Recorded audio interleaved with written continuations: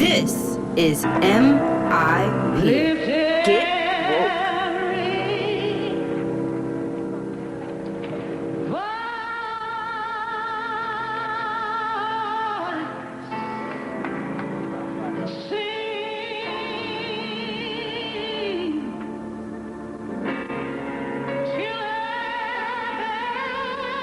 God bless you. Good morning. Get woke and vote. Joining us now, the president, as always, of the NAACP, President and CEO, Derrick Johnson. Derrick, good morning, man. How are you this morning? Good morning, Mark. How are you doing? Just fine. We fought the good fight. Your post-mortem on our struggle to move the nation away from having Brett Kavanaugh on the Supreme Court. The fight isn't over. This has always been and will continue to be about the election cycle. That's where our power is. That's where we need to leverage. That's where we need to keep up the enthusiasm to turn out to vote on November 6th. The Brett Kavanaugh confirmation is a huge setback, but it is also a setup for us to continue to move forward, to get control of the public policy by getting people in the office who best represent our needs and our interests. Yeah, and that's why it is so important to vote. And many states are beginning early voting. Some in the next day or two, if not already, have the last day to register to vote. So, folks, this is the moment, isn't it, Derrick? This is the moment to do it, and also to carry 5 people with you. That's right. Most states ended their voter registration on Saturday. As you just said, early voting is starting in several states. With all the states that have early voting would have started within the next 2 weeks. So it's time to vote. Let's not wait till election day. Let's take advantage of the early voting if you have it in your state. Give you an example. In North Carolina, in 2008, no one thought that President Obama could win North Carolina. And in fact, he lost North Carolina on election day. Mm-hmm. But once they start counting the early votes, the folks who voted early, that's when he realized he won. So let's put those points on the board early in the game, so when we get to the end of the game, we have enough points to win. Yeah. So today is the 9th. Here are the states for which it is the last day today, folks. This is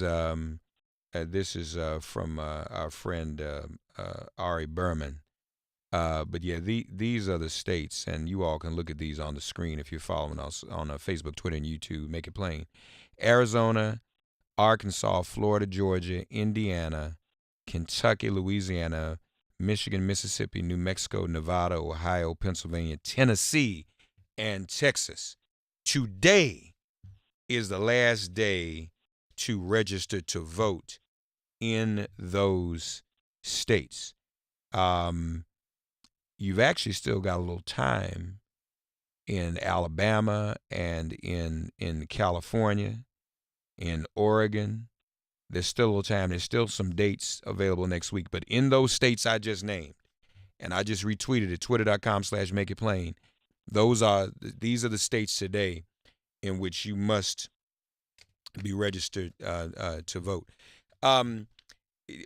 Derrick, just to be clear,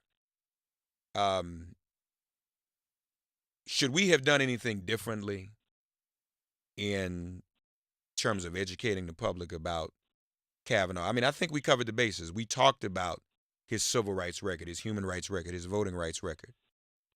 Is there anything, though, if you could do it all over again, that you think the movement could or should have done differently? Hindsight is 20/20. I don't know if there's much that could have been done differently, especially when the goalposts get changed every time we advance. You think about prior Supreme Court nominees, we would have never had someone rush through the system like this in the past. We would have never had a Senate that exercised a nuclear option for the last nominee and moved away from a 60% voter votes to approve judicial candidates to a simple majority. We've never had a nominee where 90% of their record while he served as White House counsel was deemed confidential. And that was confidential not only to the general public, but to the Senate Judiciary Committee. We would have never had someone to respond the way he responded during that final hearing, lashing out at members of the Senate, putting clearly the question of his temperament in the center of the conversation, and not to forget the veracity of the statements that he's made. These are things that were unprecedented by individual accounts, not to mention when you look at all these things together. So I don't know if there's anything we could have done differently, considering the goalpost was moved in ways in which no one would have imagined, and this nominee violated judicial norms and the norms of prior nominees going to the court. So as individuals who seek clear justice, we have to understand we're not in a justice fight, we're in a power fight. Yeah.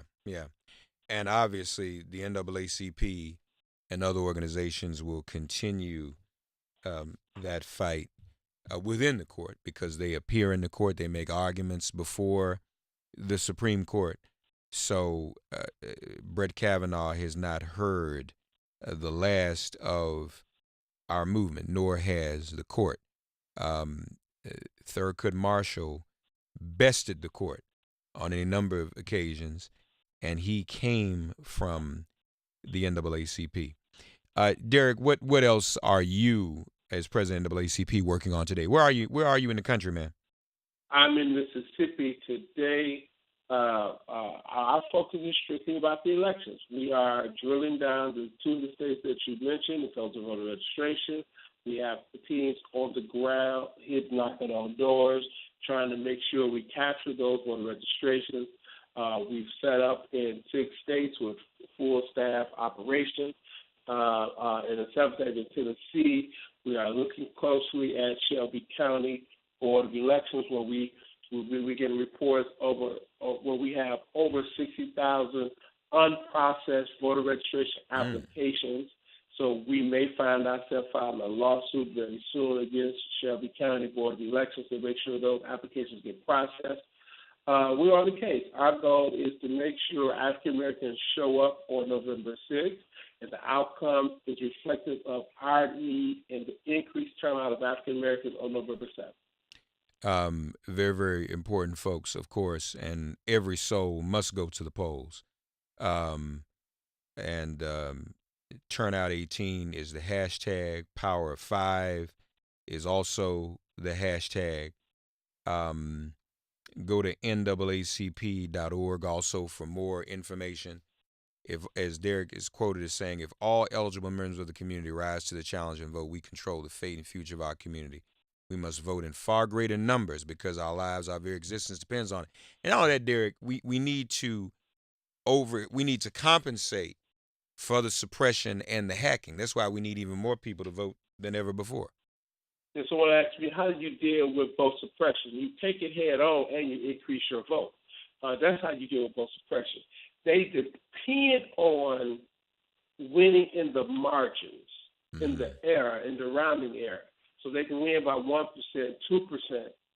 So they were able to suppress enough votes on top of low turnout.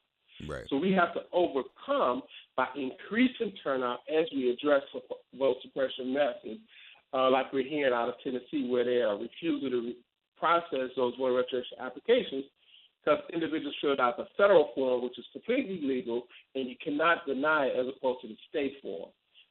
So that's the case you may hear us filing real soon if there's not any remedy in the immediate time, few days. Well, of course, and please keep us posted about this. Shelby County, that includes Memphis folks down there, and so that's a large African-American voting population, so the NAACP is on top of that.